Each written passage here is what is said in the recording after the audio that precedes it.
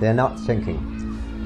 Every year on Christmas Island, we increase our real estate area of the island probably by a few acres, maybe several hectares. There's a lot of accretion of sand inside the lagoon, a large amount of, and all the salt ponds down the southeast point, they're all drying out and they're being filled up with sand. So we think it's being built up by natural growth of sand and accretion of sand, I should say. Well, Henry is the oceanographer, so I think he's more qualified to speak about this. In the western and central Pacific, there's been a sea level rise, but Christmas Island, there's no really good solid data. At one point, the sea level actually dropped here. So the sea level rise and fall here is really dependent on the El Nino. You know, it's called the Southern Oscillation, basically, ENSO, okay? El Nino Southern Oscillation. And in the case of an El Nino, okay, the sea level may be lower.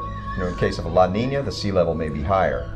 So it varies depending on those conditions. So on a short-term basis, that's the primary cause of sea level change.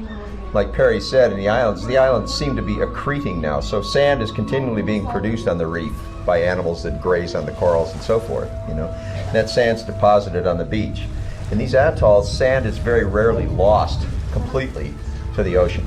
Okay, it moves around depending on the currents and so forth. So what may be eroding in one area may be building up in another. You know, so often a lot of the studies and the interpretations of sea level rise and erosion and so forth, I think are a little bit far-fetched, because they often measure places which are eroding because they fit the picture that they want to convey, that the islands are slowly disappearing. You know, when in fact they don't measure the areas that are accreting, that are building up.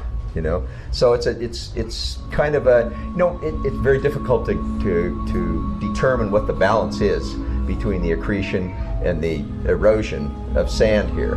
But it's not at this point, it's not as drastic as one would expect. You know, sea level's rising. There's no doubt about it. You know, and things are going to change. Our maximum elevation. Well, we have one hill here that's about 30 feet high, I think it is, Joe's Hill. 40 feet, yeah. 40 feet high, yeah.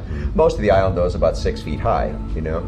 But the sea level rise now in the western and central Pacific is generally, you know, around 1 millimeter a year, you know, which is not exactly a flood, you know. I mean, it's not exactly inundating us by the day here. So a lot of the rhetoric and the hype, along with global warming, I think is geared toward islanders looking for funding, looking for adaptation, funding for adaptation for the future. You know, this is a long-term project we're talking about. It's not an immediate threat.